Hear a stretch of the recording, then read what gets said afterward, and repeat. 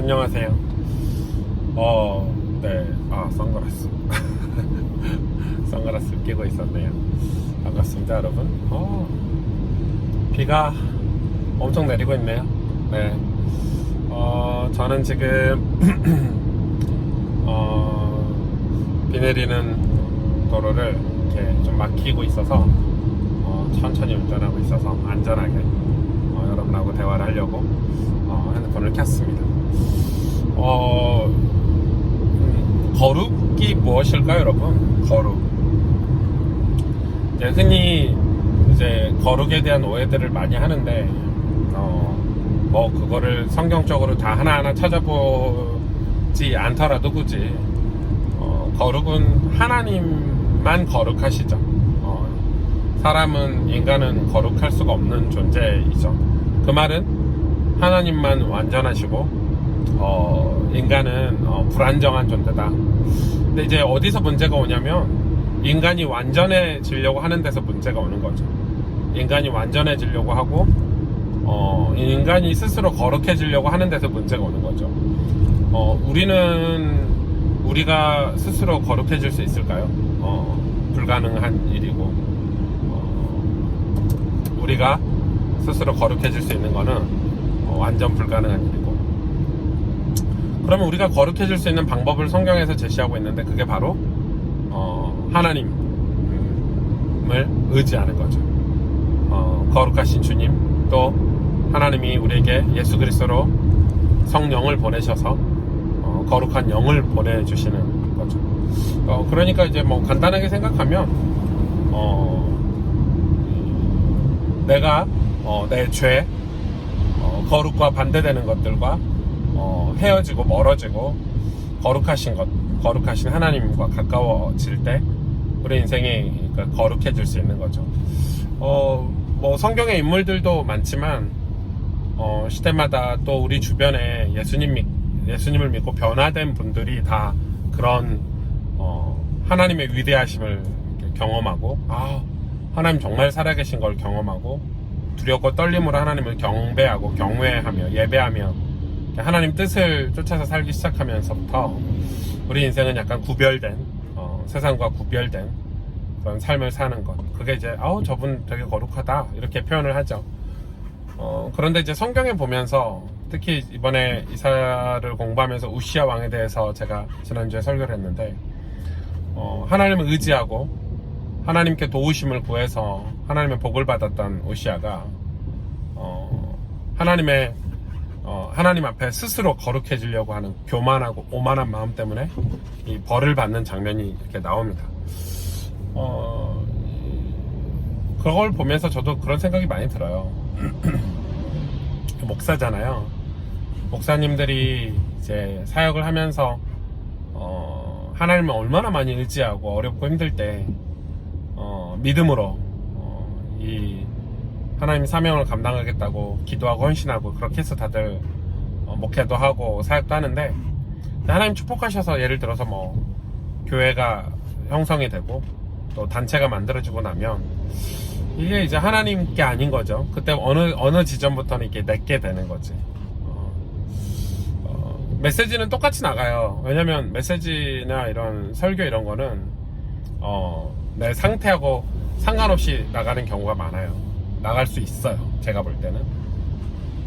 그런데 제가 이사야를 이렇게 이 설교를 준비하면서 좀 충격이 된 거는, 우리의 예배나 사역, 목사 입장에서 설교하는 게 다 우리의 삶과 연결이 돼 있다는 거예요.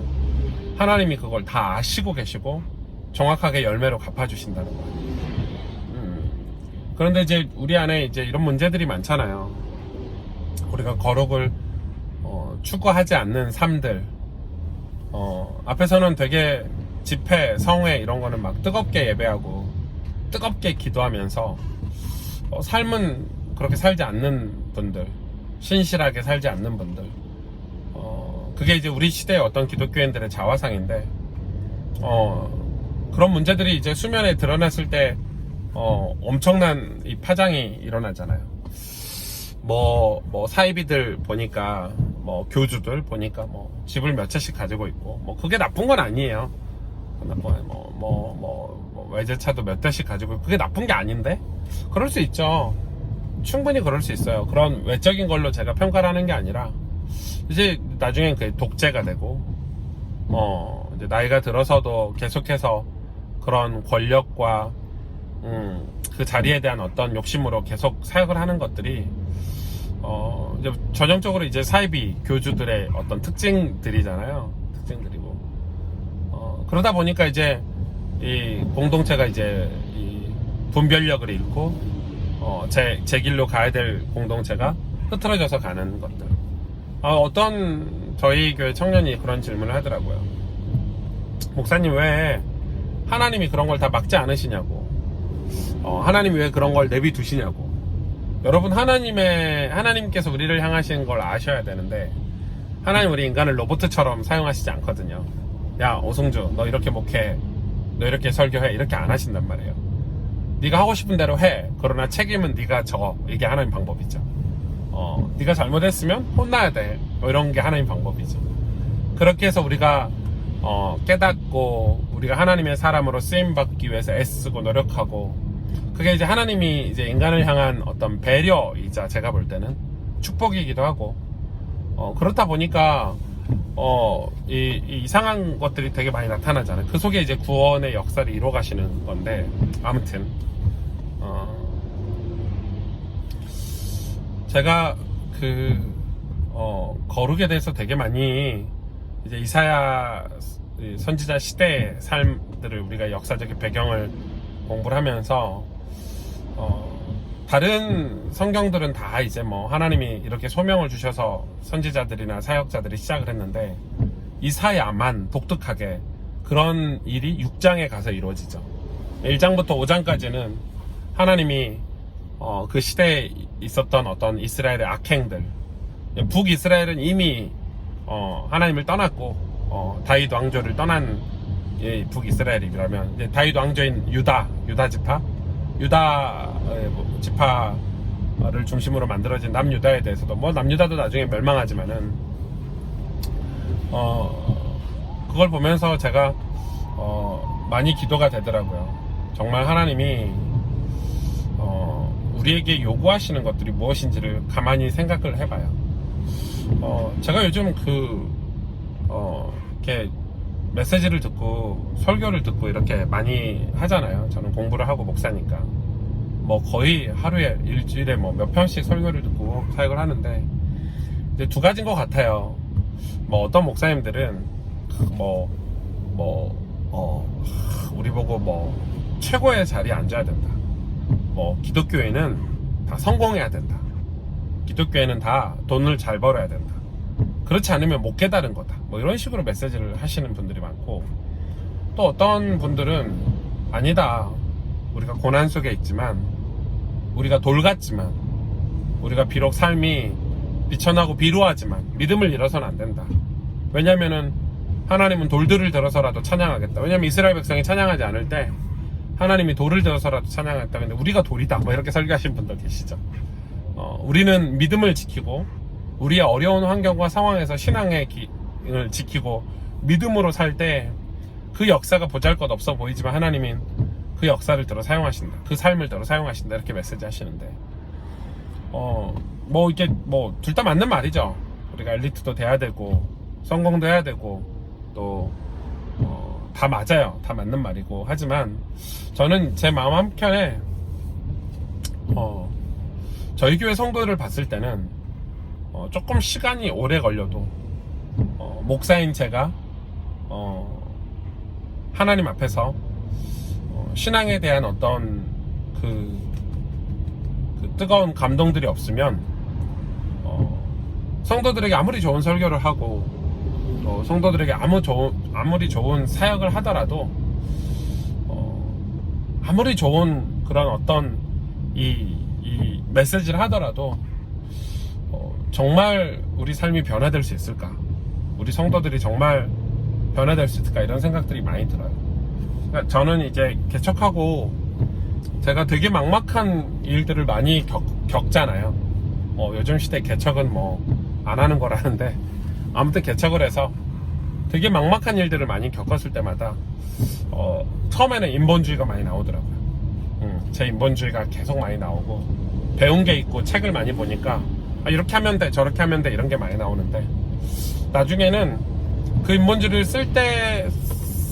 쓸수록 더 막막해지는, 그래서 이제 결국은 성경으로 돌아가게 되고 또 기도로 돌아가게 되고 이렇게 되는데, 성경으로 돌아가서 성경을 읽고 기도하고, 제가 목사가 아니라 하나님 앞에서 종으로 또 하나님의 구원받은 백성으로의 그 은혜가 그 시간에 되게 많이 회복이 된 것 같아요. 그러니까 이런 거 있잖아요.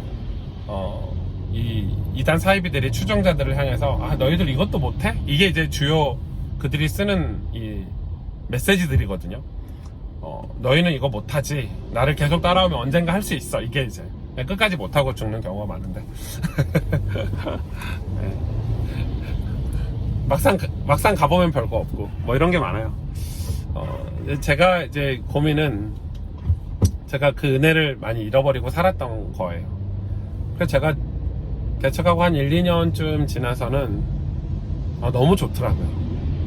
제가 고등학교 때, 대학교 때, 그때는 뭐 너무 가난하고 여러분 아무것도 가진 게 없던 시절인데, 그때는 교회 가서 예배 드리고 있으면 눈물 줄줄줄 나고 그냥 성경책 읽고 있으면 너무 행복하고, 여러분 전도도 지금처럼 전투적으로 남의 삶을 팔게 하면서 전도하는 게 아니라, 그때는 내 짝꿍이 진짜 예수님, 내가 만난 예수님, 내가 이 눈물을 흘리면서 드리는 예배 드렸으면 좋을 것 같고, 그래서 함부로 말 못하겠고 기도하고 또 기도하고 헌신하고 사모해서 한 영혼 한 영혼을 복음을 전했던 그 시절 다시 떠오르더라고요.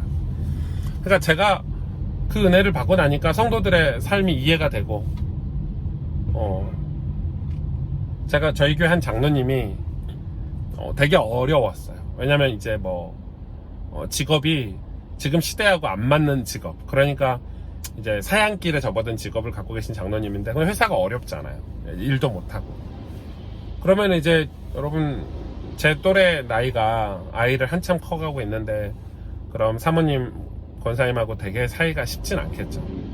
늘 다투고 문제 많고, 본인은 쉽지 않은 거예요, 모든 삶이. 근데 제가 한참 그렇게 막막할 때, 은혜 받을 때 그 장로님의 가정 문제, 장로님의 문제 진짜 감사하게 저한테 다 연락 주시고 같이 울고 손잡고 기도하고. 제가 장로님 보고 그랬거든. 장로님 버티셔야 됩니다. 근데 그 버티는 게 분명히 하나님이 믿음으로 버티시다 보면 길을 열어주실 겁니다. 장로님 자기 직업에서는 전문가인데, 전문성인데 그게 완전히 사양길이니까 일을 못 하잖아요. 그래서 이제 쿠팡 이런 데서 일도 하고 배달도 하고 그렇게 사는 거예요. 그러면 또 권사님 얼마나 믿음이 좋은지, 내 남편이 신앙만 지키면 다 오케이 이렇게 되는 거지. 신기하죠. 삶은 어려운데 은혜가 있어요. 삶은 어려운데 은혜가 있어요. 그게 참 변화됐다는 게, 변화가 와 저분 되게 변화됐다 이건 아니지만 그게 느껴지잖아요. 제가 지난주에 장님하고 잠깐 앉아서 대화하는데 제가 눈물이 안에서 너무 많이 나는데, 그래 우리가 은혜를 받으면 되는 거지, 이런 생각이 너무 많이 드는 거예요.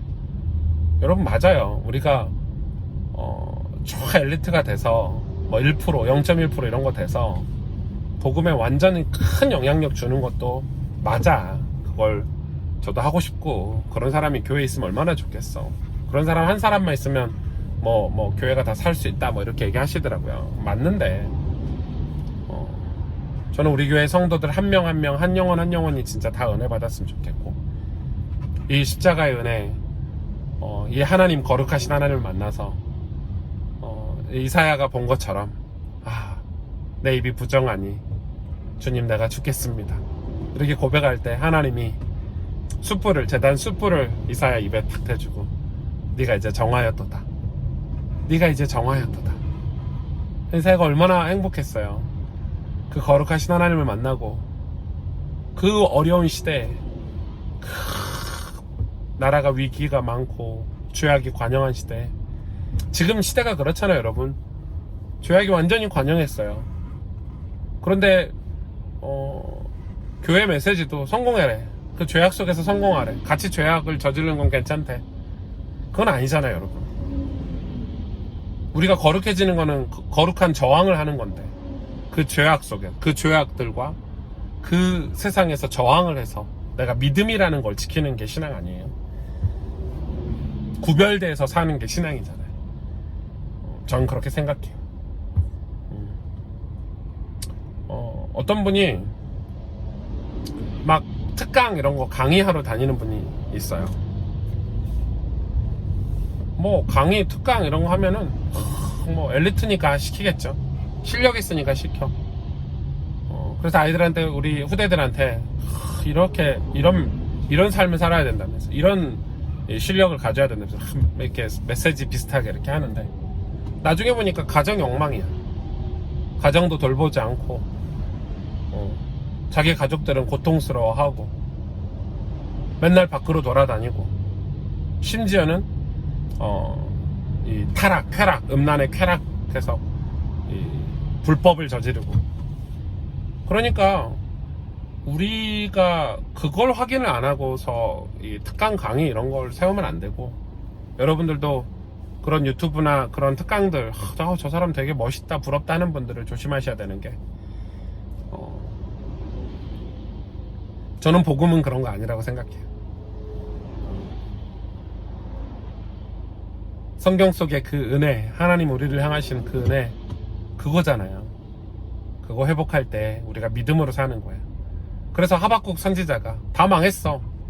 북이스라엘도 망하고 남유다도 망하고 희망이 없는데 뭐라고 얘기하냐면, 하나님이 하박국 선지자를 통해서 그러므로 의인은 믿음으로 말미암아 살리라. 왜냐면 하박국 선지자가 이렇게 얘기했거든요. 아니, 하나님 이렇게 다 재앙으로 멸망시키면 어떡하냐고. 그러면 우리 의인도 어렵지 않냐고, 의인도 고통당하지 않냐고 했더니 하나님 뭐라고 답변하셨죠? 하박국에 너희가 그 시대를 살아나는 거다. 그러니까 세상이 어려움 당하면 우리도 어려움 당하는 거예요. 세상에 경제 문제가 있으면 우리도 경제 문제가 있는 게 정상이에요. 그러면서 하시는 말씀이, 그러나 너희는 믿음으로 말미암아 살리라. 그 이제 로마서에 와가지고 이 바울이 인용하죠. 믿음으로 사는 거에 대해서. 이 로마의 핍박 시대, 우리가 믿음으로 사는 게 무엇이냐, 이거예요. 여러분, 거룩을 회복을 해야 될 것 같아요. 안 그러면 우리가 하나님의 일하심 속에 못 들어가는 거지. 저는 요즘 그 많은 단체들, 어떤 교회들의 메시지들이 조금 위험하다고 느낀 거는, 너무 동떨어진, 우리 삶과 동떨어진 이상적인 메시지를 던져서 사람들이 그걸 추종하게 만드는, 막 따라가긴 가는데, 자기 삶에서 성경을 읽고 내 구주 예수를 더 사랑하고 그 은혜를 받아서 그 내 삶에서 끼치는 영향, 근데 그런 단체들이 주는 메시지는 그런 거에 대해서는 하찮게 여기는 거지. 내가 우리 가정에서 작은 변화를 겪고 새 사람이 돼서 그런 건 되게 하찮은 거야. 왜? 헌금 많이 안 하고 뭐 큰 사역 열매 없고. 저는 그렇게 생각하지 않아요. 여러분, 우리가 믿음으로 산다는 것, 그게 중요한 거예요. 근데 그게 어디에 답이 있냐면 성경 속에 답이 있죠. 여러분, 특히 뭐 저희 교회 성도들을 이제 뭐 시작하고 있지만, 성경을 꾸준하게 읽고 주님 사랑하고 사는 그 인생이 결코 헛되지 않아요. 돌 같은 우리 인생이지만, 별 볼 일 없는 우리 인생이지만, 하나님이 기뻐하신다면 우리가 구원을 위해서 쓰임받을 수 있겠죠. 여러분, 오늘 짧은 영상이지만 구원을 위해서 우리 인생에 귀히 쓰임받았으면 좋겠어요. 여러분, 은혜가 여러분 삶에 임하기를 원합니다. 안녕.